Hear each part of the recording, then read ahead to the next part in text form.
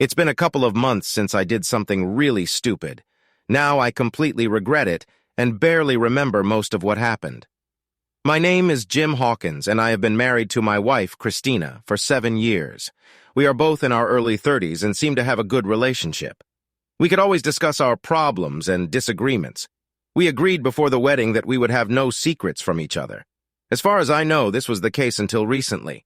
I worked in a construction company with my friends Ted and Bill. We do all types of home renovations or remodeling, even building houses and garages from the ground up.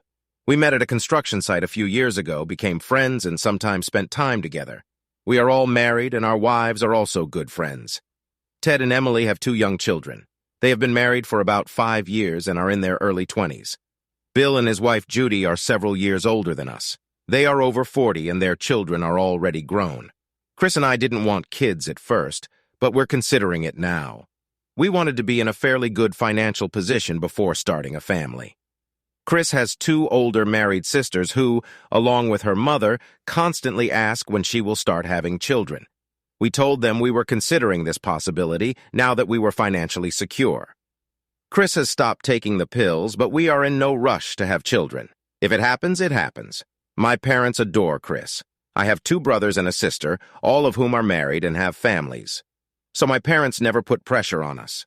Chris and I are considered beautiful people. I keep fit because of my job, and Chris works out several times a week. She works as a secretary for an insurance company and provides us with health insurance. Like most men I know, I'm a little jealous when it comes to my wife. Everyone loves her, and she seems so damn friendly that it annoys me sometimes. We have discussed this many times over the years, and Chris always smiles and says, "I have nothing to worry about. She loves me with all her heart and would not do anything to jeopardize our marriage." When we go out, Chris looks great, always sexy but not vulgar.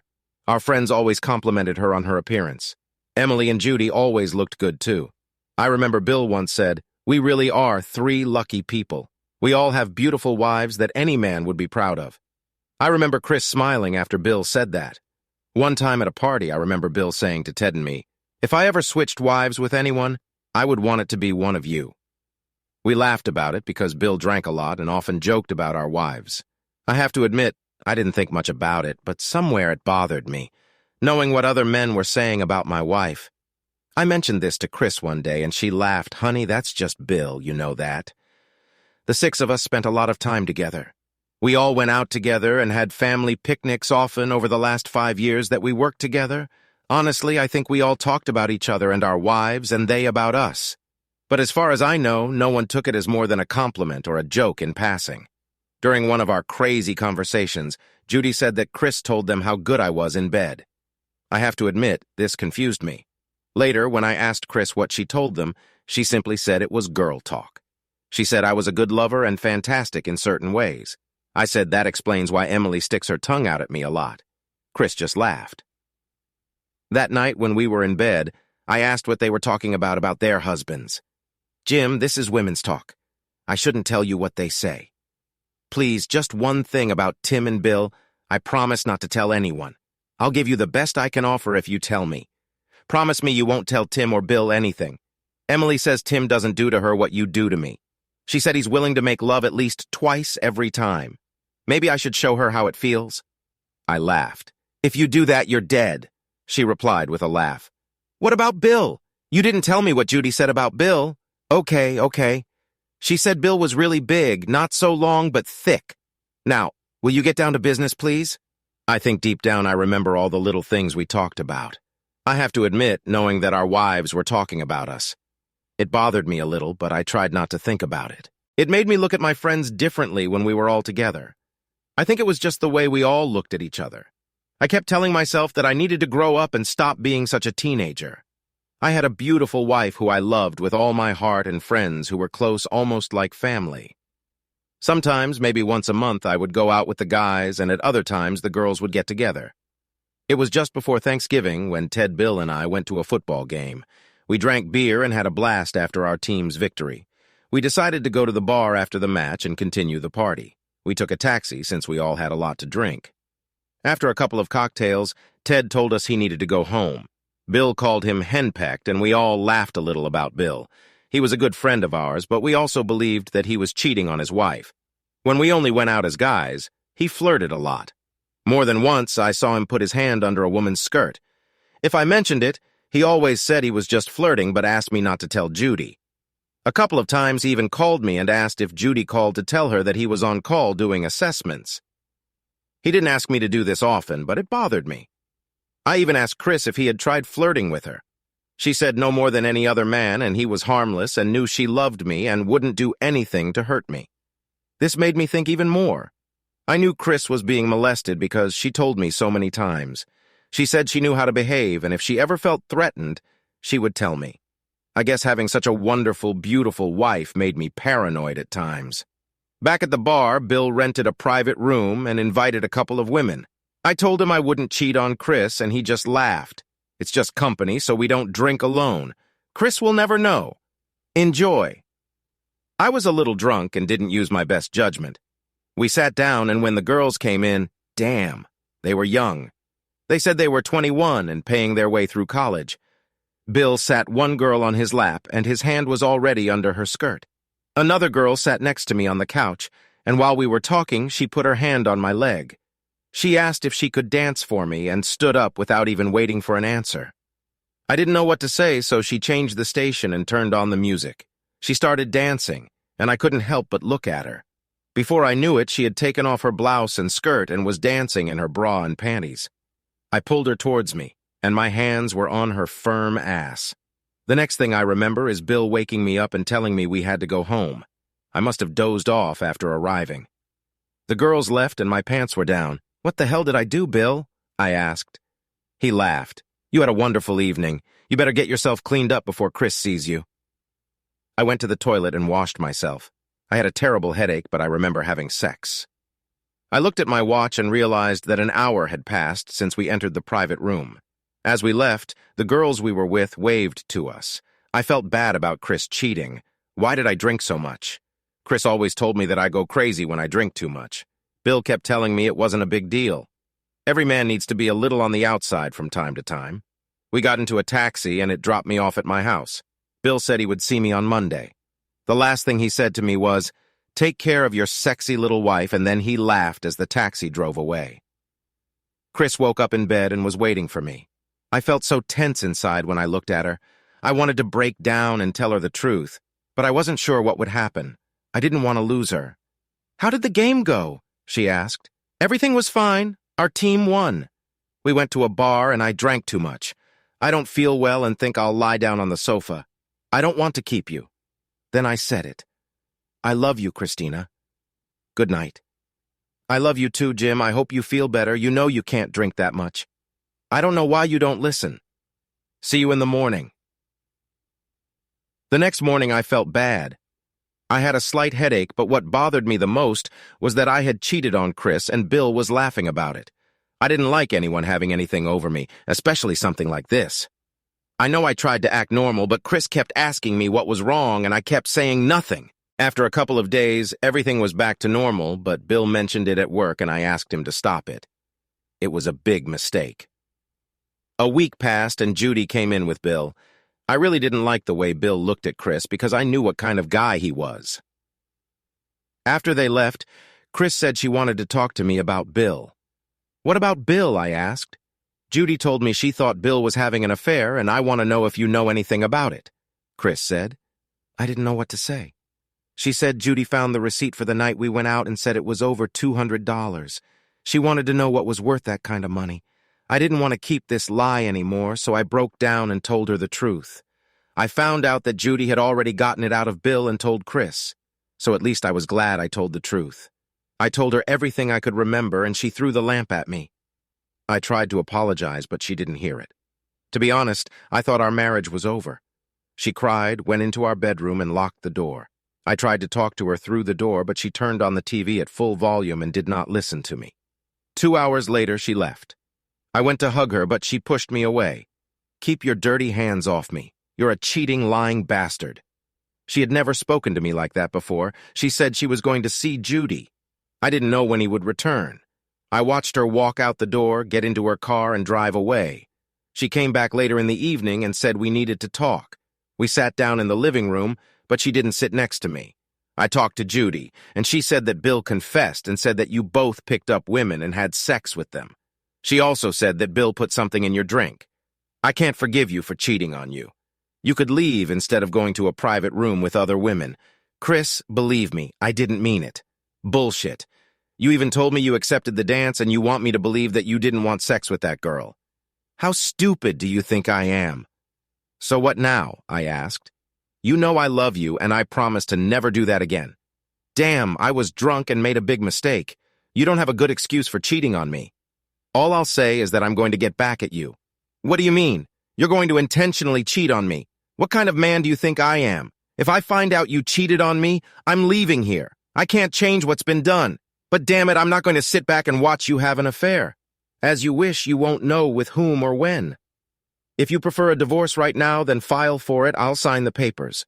Just remember, I love you, always have and always will. Tears were streaming down her cheeks.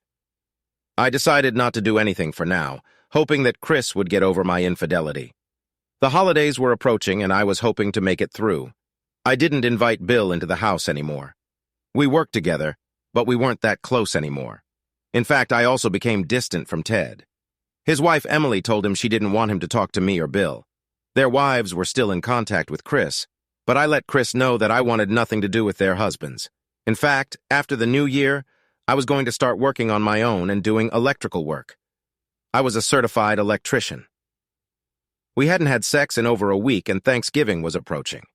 We went to Chris's parents' house for Thanksgiving dinner. Of course, they asked if we were still trying to have a baby, and Chris told them we were, even though we hadn't had sex since the incident. Dinner was wonderful, and Chris sat next to me like a good wife. No one would have thought that she was angry with me. After dinner, she even sat on my lap while we were watching a football game. She even leaned over and kissed me. We even made love that night. We slept together, but she wore flannel pajamas and didn't even cuddle with me. When we got home, I put the leftover food my parents gave us in the refrigerator. She went to get ready for bed. When I walked into the bedroom, she was wearing a sheer red nightgown. "I need you to make love to me," she said. I didn't have to be asked twice. After that night, everything seemed better. We went Christmas shopping, which I hated doing, but I really tried. I told her how happy I was that she gave up the idea of revenge.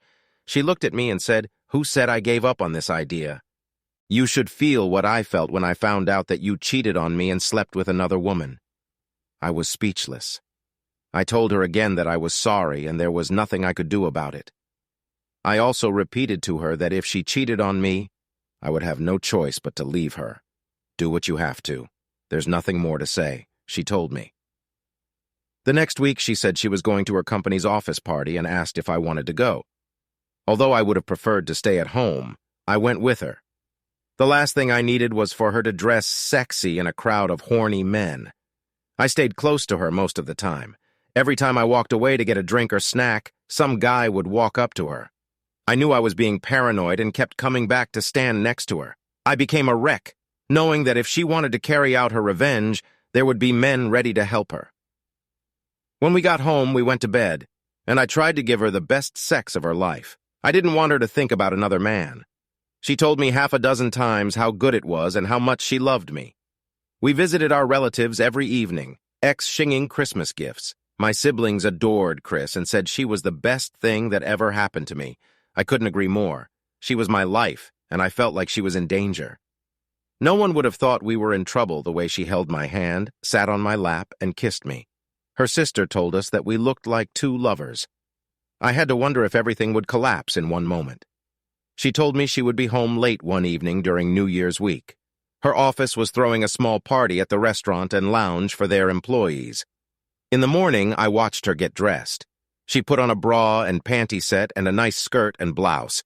The last thing I said to her was, "Christina, I really love you." I didn't know what else to say. I just remembered how all the men in her office approached her at the Christmas party. The funny thing is that no one behaved inappropriately. It was just my damn thoughts playing with me. After dinner, Emily, who also worked in the office, drove Chris home. It was late, almost midnight, and I was on edge. Emily was one of the few people I trusted. I doubted she would cheat on Ted. Chris said she drank too much and that we could take her car the next day. She kissed me and told me that she wanted me to make love to her. I helped her undress. We had sex or made love almost every day for the next few days. One morning, she told me that we had been invited to Bill and Judy's New Year's party. I told her that I thought we already had plans to go to my parents' house. My father, my two brothers, and I were going to a football game, and I thought she would be with the women while we were there. We were supposed to be home by 11 and celebrate the new year together. Besides, I didn't want anything to do with Bill after the incident. Judy is still my friend, and I'd rather go to a party than sit at home while you're at the game. It's up to you whether you go to Judy's party or go to the football game with your brothers and Dad. I was annoyed. My dad had already bought the tickets. It had been a tradition for the past 5 years, and Chris knew it. I guess this was another game of hers to play with my feelings. I told her that I would go with my father, and that I hope that she would come with me. She chose Judy's party. I saw her laying out the clothes she was going to wear before leaving to see my father. She left a very sexy red lace bra and panties on the bed, along with a tight black skirt with a side slit and a white silk blouse that showed off her breasts. I asked her one last time to change her mind and come with me. She was adamant. "You mind your business and I mind mine," she said. I left in the afternoon and went to my father. The family was surprised that Chris didn't come with me. I just said we were invited to a friend's party and Chris said she would go. I doubt I was convincing. We went to the match, but all I could think about was Chris at the party. We returned to my father around 11. I stayed until midnight and decided to stop by Bill and Judy's to see Chris. When I arrived, they said that Chris had not been feeling well and had left about half an hour ago. According to Judy, she said that Chris had drunk too much and laid down for a while. The next thing she heard was Chris saying she needed to go home in USA. After Judy left, Bill came up to me and said that Chris was a very beautiful little lady and I should take better care of her. I didn't like the way he said it, so I didn't answer. I got into the car and drove home a little more about Bill and Judy. According to Chris, once Chris and I started talking again, they went through a pretty rough patch after he cheated on her while he was with me. That's when Chris told me that Judy told her that they both had affairs in the past and even switched places once, but thought it was over. In the end, they made it through and are now together again. He left for about a month before returning. I came home and Chris was showering in the bathroom. I asked her if she was okay and she said she was sick and came home. She said she would be out of the shower in a few minutes. I checked the door and she locked it. It seemed strange that she would do this while she was home alone. I saw her clothes thrown on the bedroom floor. It wasn't like her to just throw away her clothes. She was too neat a person. I picked up her skirt, which was a little wrinkled, and hung it up. I did the same with her blouse and put her shoes in the closet. I noticed that she wasn't wearing pantyhose, and that was nothing new. She had beautiful legs and didn't need to be covered up. I found her red lace bra on a basket in our bedroom.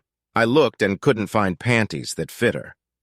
I looked in the basket and even under the bed, but they were nowhere to be found. Then I thought she might have taken them in the bathroom. I'll have to wait and see. She came out of the bathroom and put on a flannel nightgown. I asked her what happened, and she said she had been drinking a little and suddenly felt sick. Judy let her lie on their bed, which was in the back of the house away from the party. When she felt a little better, she got up and went home. She thought a shower would make her feel better. "I love you, Jim. I would like to go with you to your parents. I was wrong to go to that party without you." I told her I came to the party, but she had already left. She almost got nervous when I mentioned that I was talking to Bill and Judy. She thanked me for hanging her clothes and putting her things away. I told her that I didn't find her red panties, and at first she didn't say anything, and then she answered, "Oh, I washed them so they wouldn't get stains. I had a little accident when I got sick, and I didn't want them to get dirty." She went to bed, and I told her I was going to the bathroom and would be next to her. I went into the bathroom and found her panties drying. I went back to the bedroom and climbed in next to her. I kissed her and told her that I wanted to make love to her. I missed her so much. She didn't even let me touch her lower body. She said maybe tomorrow, but right now her stomach was still bothering her. I pressed myself against her but felt that something was wrong. I had difficulty falling asleep. We started every new year with lovemaking. This was the first time things were different. The next morning, Chris got up before me and started preparing breakfast. She came up to me and told me how much she loved me and that she would make up for our night without sex. She apologized, but said she was feeling much better and would take care of me that evening. We ate breakfast and drank coffee. I told her how much her family missed her and that I missed her even more. I asked her about the party and she said she didn't enjoy it without me. She said she didn't know most of the people who were there. She called Emily earlier that day and they said they were invited but weren't going to go. I could tell something was bothering Chris and I asked her what it was. It's Judy. Ever since she got back with Bill, she seemed so different. It started after the incident with you and Bill. I thought she would bring it up again, but she didn't. A couple of times when we went out after their breakup, she was flirting with everyone. I felt awkward with all the men coming to our table. A couple of times Emily and I left because she let these men touch her. There's no doubt in my mind that she had sex with them. Now that she and Bill are back together, I don't want to be around them anymore. I'll be polite. But I don't want to go out with them anymore. That's normal for me. I don't trust Bill and I don't want anything to do with him. We'll be polite, but we'll keep our distance. Chris leaned over and kissed me. That night we started early and made love like newlyweds. Life went on and I started my new business.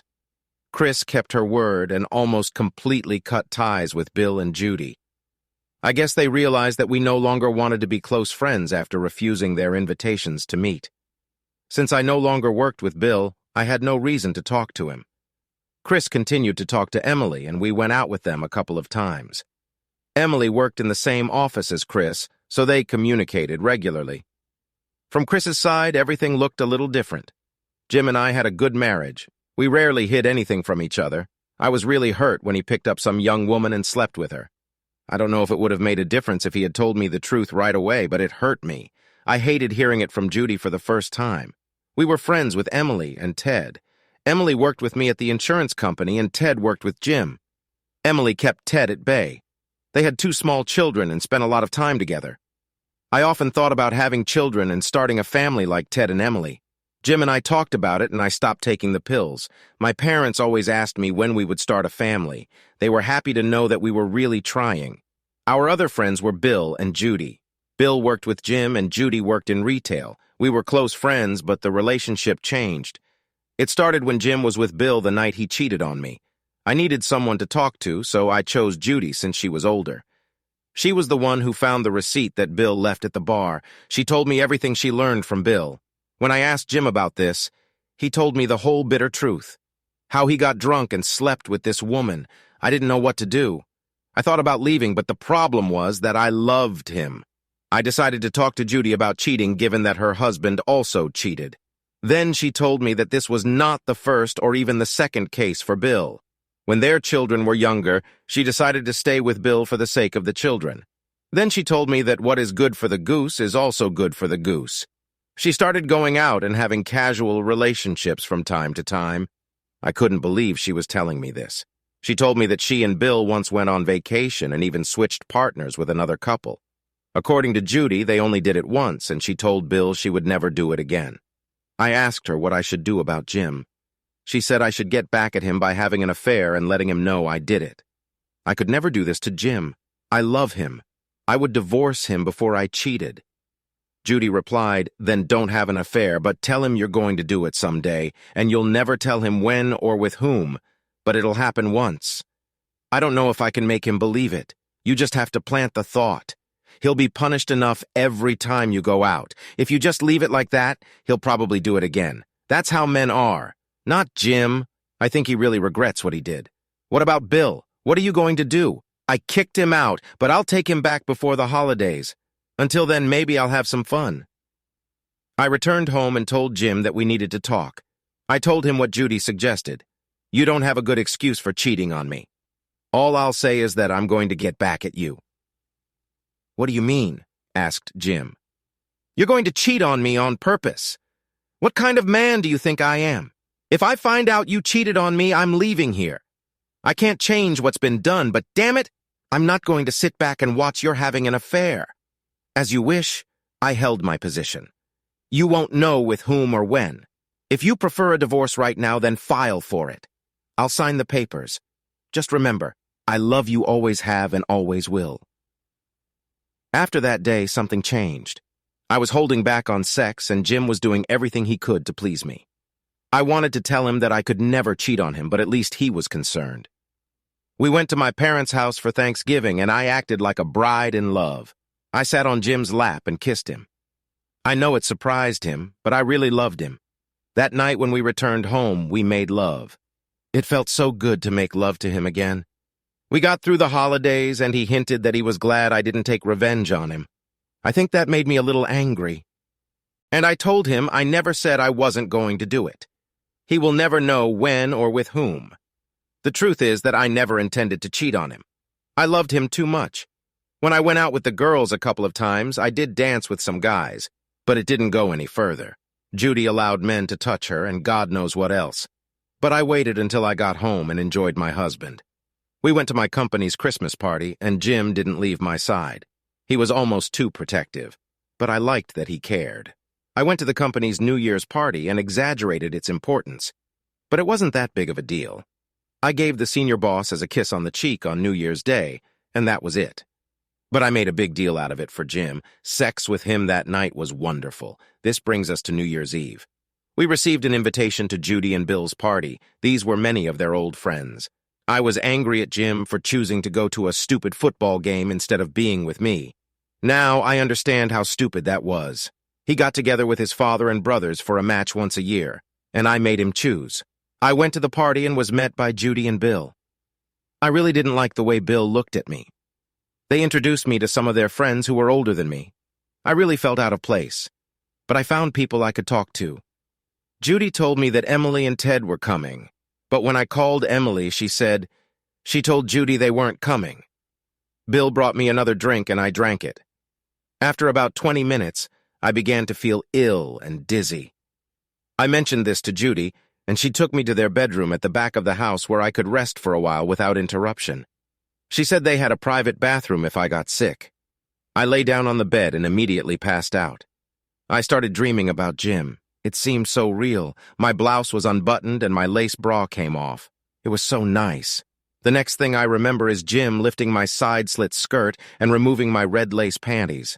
I woke up and it wasn't a dream. "No, Bill, no, what are you doing? I don't want to have sex with you." He laughed. "Bullshit! I know you wanted this as soon as Judy told you about me. Please don't do this, Bill. I don't want to have sex with you. I love my husband. I heard you tell him that you were going to sleep with someone, but you wouldn't tell him when or with whom. Please, Bill, don't do this. I didn't mean to cheat on Jim. I just wanted him to think that way."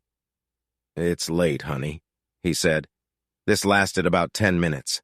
Then I thought about the fact that I don't take pills. God, I hoped I wouldn't get pregnant from Bill. What would I do then?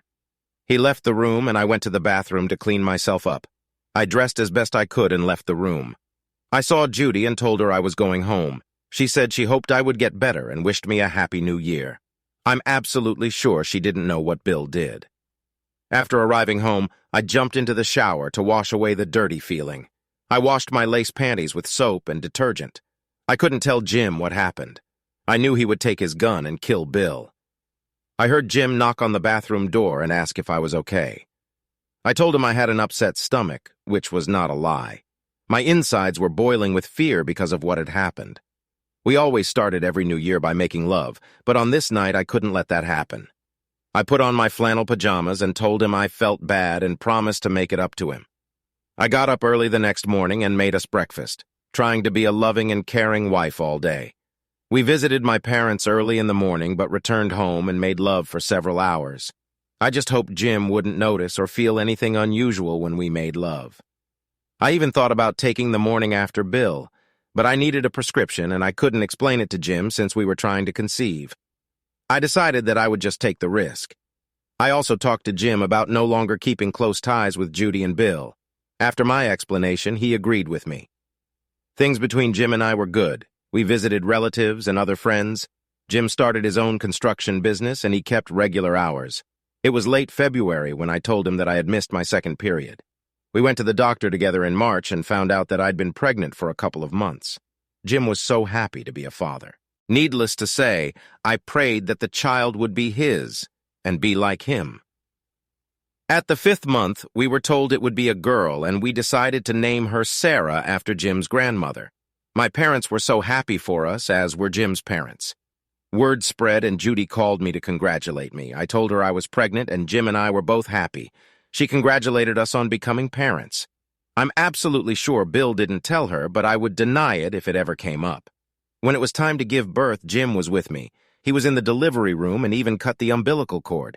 She was such a beautiful girl. Everyone said she looked like me, including Jim. They carried out a DNA test, which they say is now mandatory. I had a copy of Jim's DNA from when he was injured a couple of years ago. When I visited the doctor, I asked him to explain the DNA results to me. He looked at me with surprise at first as he examined the two DNA results. He then explained what this meant. He said there was a 99.9999% match that this man was the father. I started crying and he told me the baby was fine. I have a healthy girl. Our lives changed completely after Sarah was born. I took maternity leave. I cooked dinner every night for Jim when he got home. He was a wonderful father and always held our daughter in his arms. We took turns changing her diapers and feeding her. He even said that maybe we should try getting a sibling for Sarah. We made love regularly and did not use any contraception. I told Jim that if I got pregnant again, I wanted to be a housewife. He agreed that he would like that too. One day he came home from work and looked worried. I asked him what was going on, and he said he had taken over the electrical work and then found out that Bill would be doing the roofing on a 5-story apartment building. Jim said, "I just don't like or trust this guy, but this job brings in a lot of money. It annoys me when he talks about you and says that he and Judy would like to hang out with us again. Then he keeps asking about Sarah and how she's doing." I was worried that Bill might start some trouble and decided that I would deny everything he said. It will be my word against his. A couple of days later, I received a call from Jim. "What happened at Deer?" I asked. He rarely called me first in the morning. It's Bill. He fell off the roof and fell 5 stories to the ground. He was taken to the hospital, but the paramedics said he probably wouldn't survive. He was unconscious when they took him away. Oh God, maybe I should go to the hospital and be there for Judy. "Are you okay?" I asked. "Yes, I'm fine, but I saw him slip on roofing materials and fall. He never wore a safety belt like he should. He was warned about this more than once, but he rarely followed safety rules. He considered himself too macho." "Who else was on the roof at that moment?" I asked. Ted and another guy had just left the roof to get some supplies. It was just Bill and I on the roof. I was the only witness to his fall. I explained this to company security and the police. They asked what I was doing there. So how there was no need for electrical work on the roof. I told them that Bill was an old friend of mine and that I had brought him a safety belt and gear, but he refused to accept it. I acted like a good friend and sat next to Judy at the funeral. She thanked us for our support during her difficult time. Since then, she has continued to live her life. Jim and I don't talk about Bill's death or my claim of revenge. He never asked me if it's over. All I know is this one secret that I will take with me to the grave. We recently found out a surprise, and I'm pregnant again. I decided to become a housewife and mother. Life is good for us. I sometimes have to wonder if Jim had something to do with Bill's downfall. Just one evening, he was playing with Sarah and hugging her. He smiled at her and said that no one could ever harm his family. I'm sure he didn't know that I was standing in the kitchen and heard him at that moment. Subscribe to our channel so that your second chaff doesn't cheat on you, and go ahead and listen to the next story, because this story is nothing compared to the next one. If you're under 18, don't even think about listening to the next one.